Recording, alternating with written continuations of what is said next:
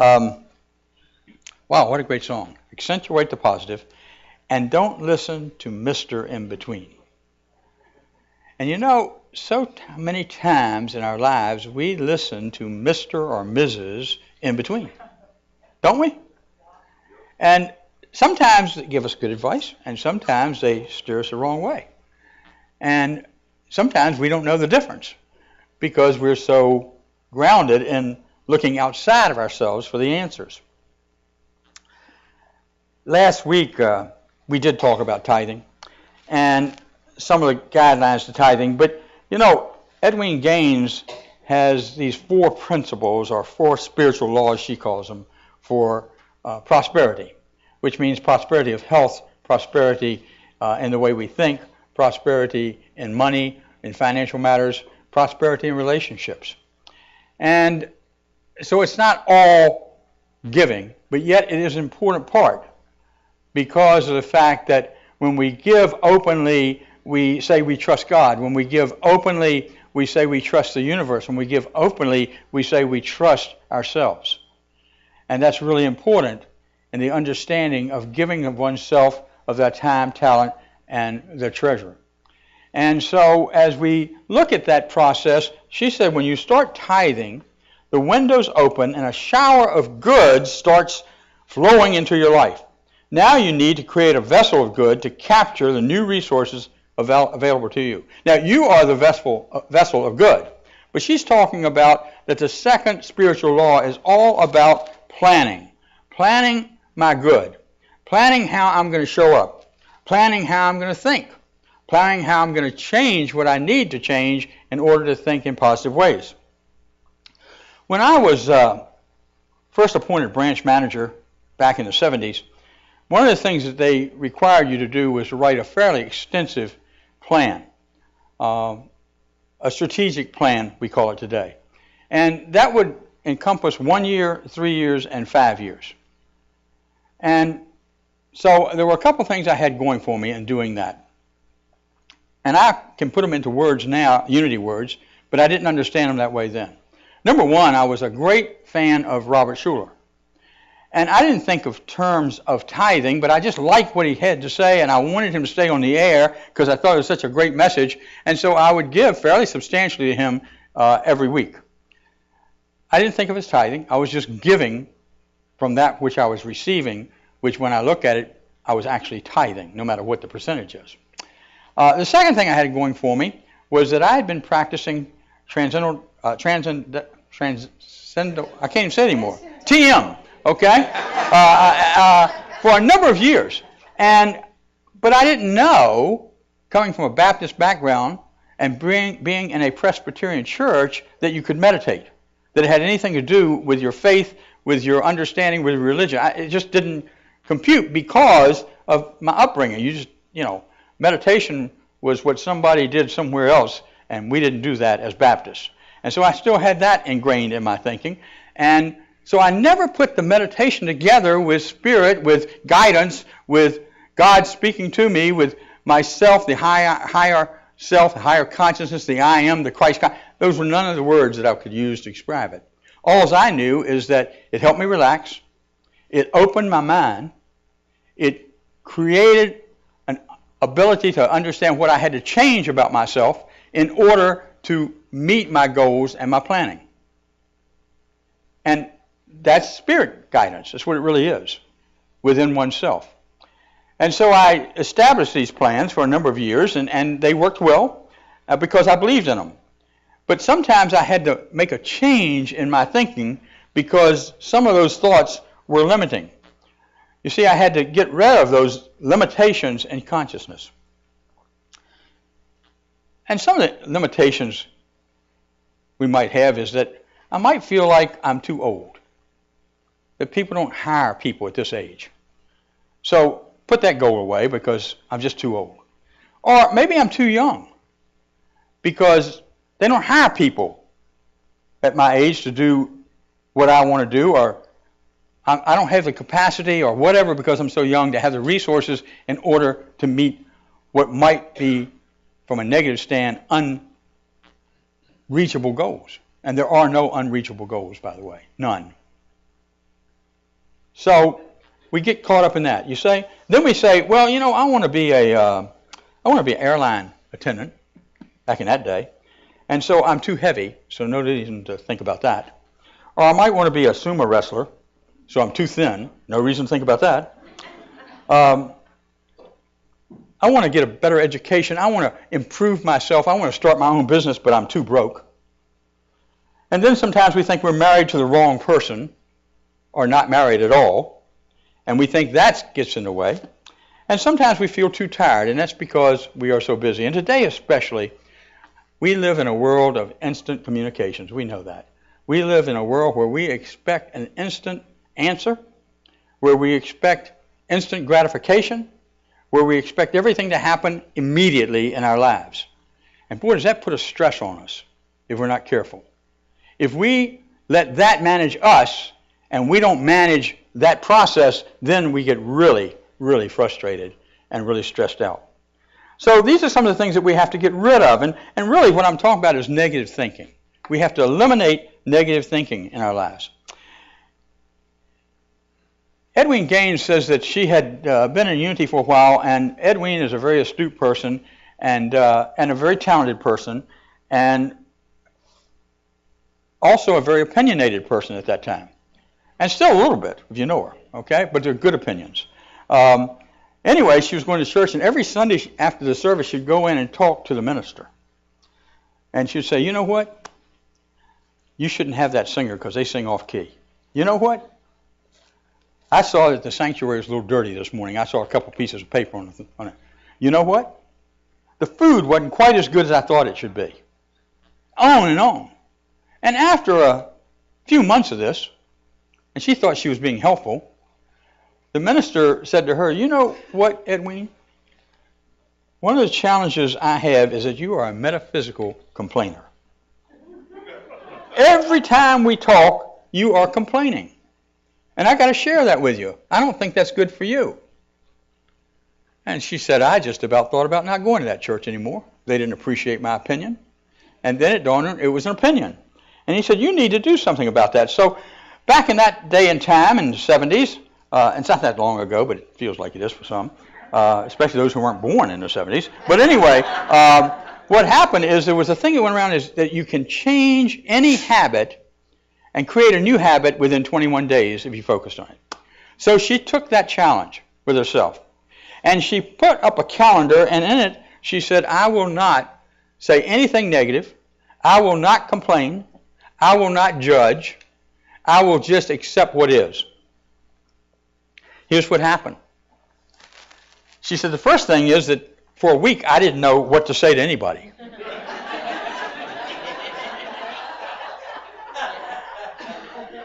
And she said, and because of that, I had to listen. I had to listen because I made a plan. She said everything that was coming to me was a complaint. In her head, she said, I have to stop that. And then she said, by listening over time, I started to hear new ideas and began to create opportunities for seeing the good in people, the beauty in relationships, and the excitement of believing in myself as well as others. And then the strangest thing happened. She said, people started talking with me. They began to see the possibilities in me. That same minister who said you're a complainer said you ought to become a minister. And she said, wow, did that change my life?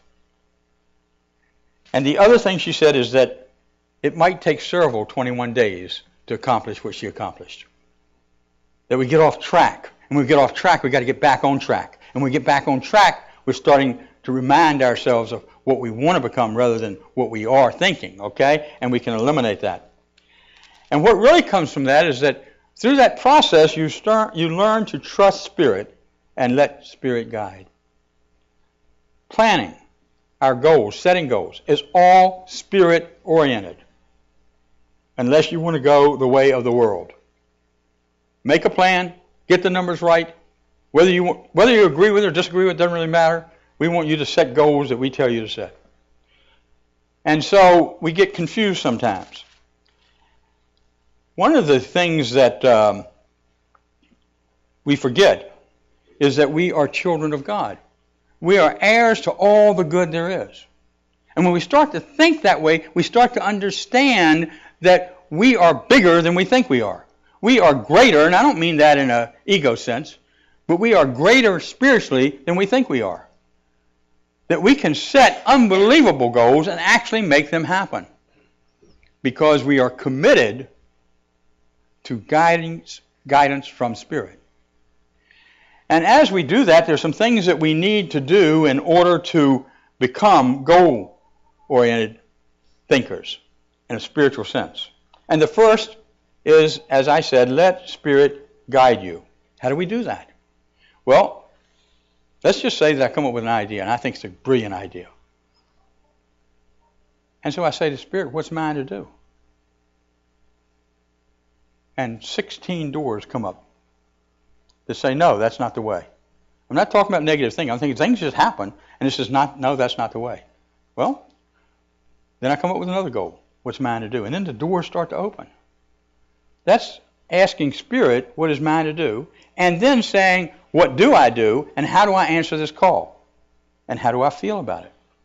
And as we let Spirit guide us, we begin to do something maybe we haven't done before. We become very creative.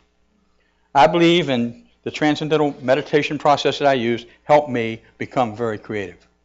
Because one of the things that my boss told me was that I had what he was considering one of the creative plans. That my plans were more about what I felt, more about what I wanted, more about how I was in alignment with that than they were about what the company wanted. And thank goodness my plans fell in alignment with the company. And when they didn't, I had to leave that company because they weren't going to change. But I had changed in time. And so my goals and my plans took me in a different direction, and because I was able to understand that that was good, I was just fine with that. So we let Spirit guide. The second thing we need to do is learn to be a child again. You know, children are big thinkers. They really are.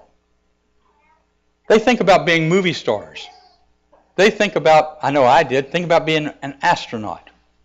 They think about being a great dancer or a great politician. They think about helping out in the world, by being a missionary or doing something outstanding, great in their lives. I mean, how many children have you met who says, you know what, I want to become a stressed out lawyer. That's what I want to do. I want to be an unhappy housewife. That's what I want to do. I want to have a business that doesn't succeed and struggle. That's what I want to do. You ever talk to any children like that? I haven't. But the neat thing is that children, I really do believe, are guided by Spirit because we are created to be creative and to think big. And that's what we do. So as Jesus said, we have to become children again.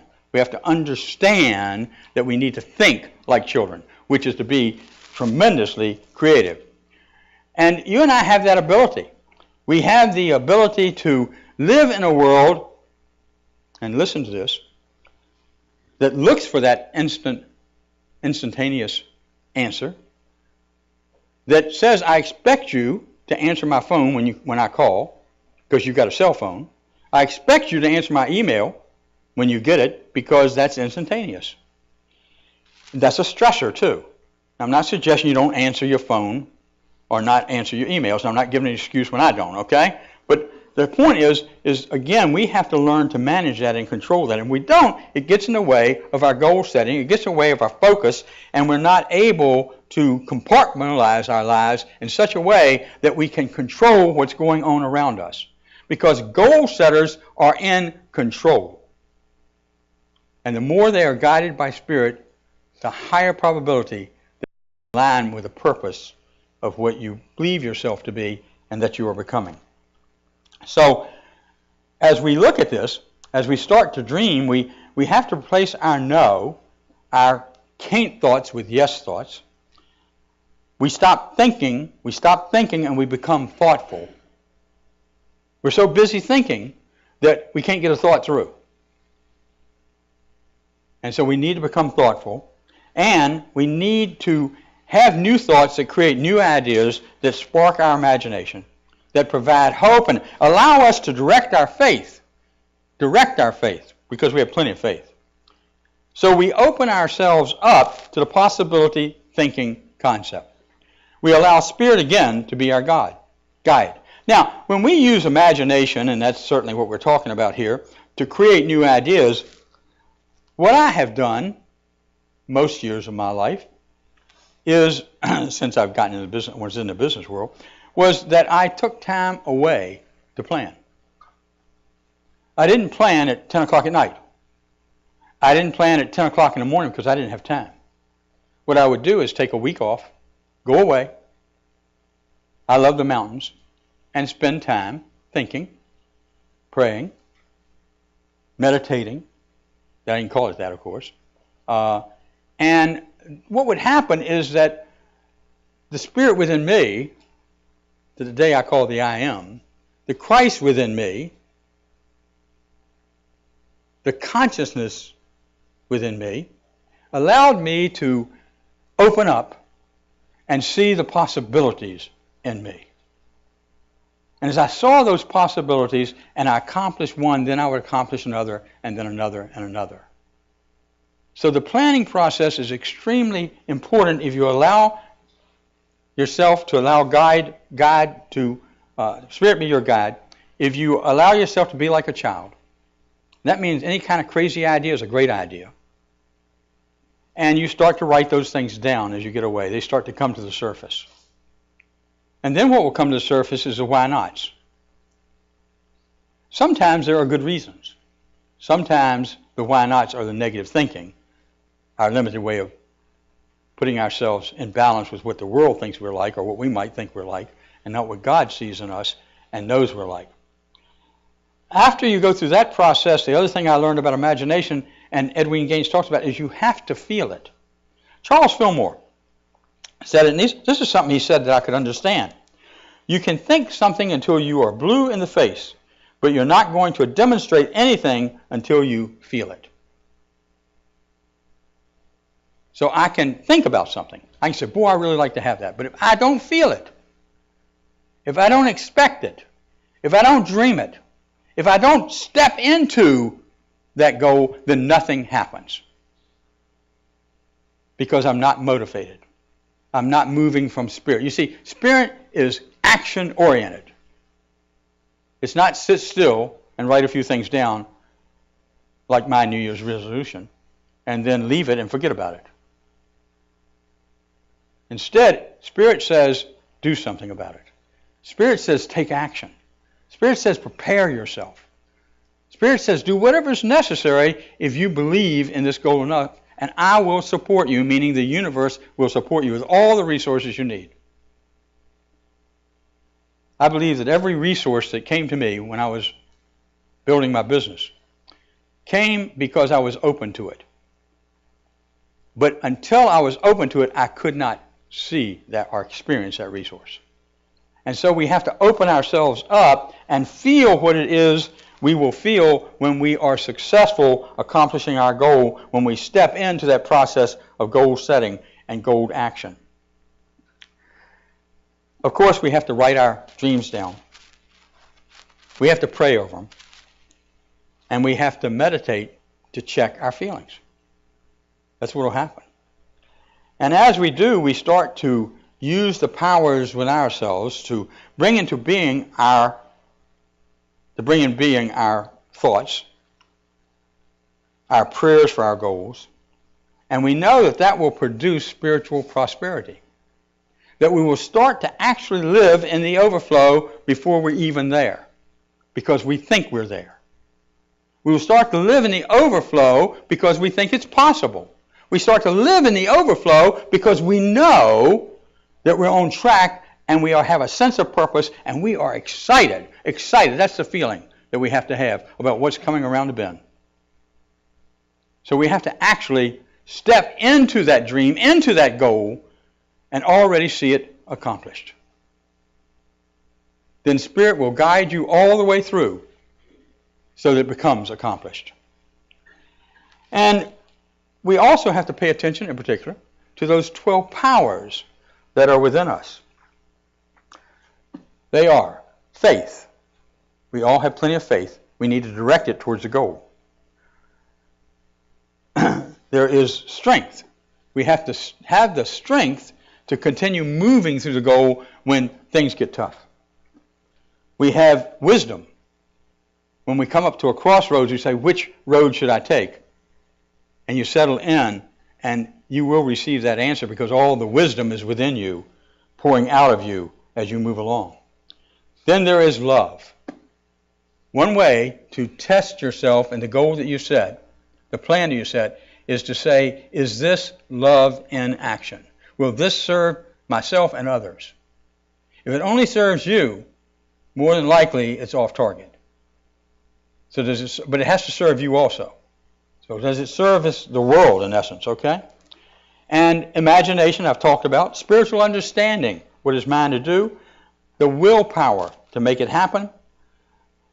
Have an orderly process about it. How I'm guided, how I'm directed. The power to forgive. Now next week Ron Chapman is going to talk about forgiveness. That is and this is such a coincidence, that is the third law of the four spiritual laws, forgiveness. And so I don't call it, it's not an accident. He was supposed to give this message next week, and Peggy brought it to us.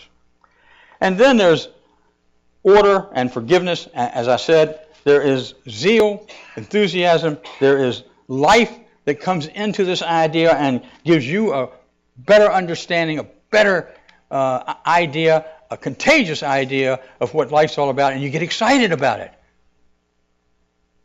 And you know we have to be excited about our dreams and our goals.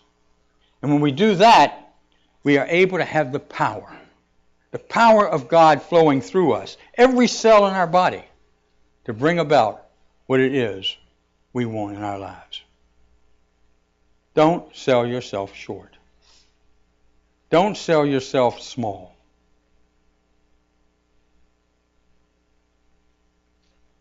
Be a possibility thinker. Be in alignment with universal law, giving and receiving, sharing thoughts and ideas. Be in alignment with all that God is within you. And that takes work. It takes time. It takes effort. But I'll guarantee you it's worth every penny that you have to spend. Is worth every thought that you have. It's worth every part of the adventure of life itself as you move towards a larger goal than you've ever moved before. God does not think small. And since you are expressions of God, there's no reason for you to think small. And so step into it. And, there is this possibility thinker's creed that Robert Schuller wrote many years ago that I keep in my office normally. I now keep it on my computer. It said, when faced with a mountain, I will not quit. I will keep on striving till I climb over, find a pass through, tunnel underneath, or simply stay and turn the mountain into a gold mine with God's help. Nothing's impossible if I think that way. The mountain isn't in the way. It's only my thinking that might be in the way if I don't see it that way.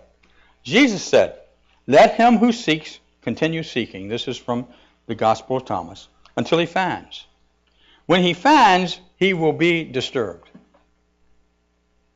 And then, when he is disturbed, he will then live and be marveled. And in being marveled, meaning being excited, he will reign over all. When you and I have a goal and we see how huge it is, it may be disturbing to us. If there's something we need to change in our life, and we know we got to change it to move ahead, it might be disturbing to us at first. If we start to change our belief system, that can be very disturbing to us. Because you've got one belief system kind of fighting with the other belief system within you. And that can be disturbing. But when you move through it, you will marvel and be amazed at what can happen as you, through you, as you demonstrate the power of God. Be a possibility thinker. Be a goal setter. Be a tither.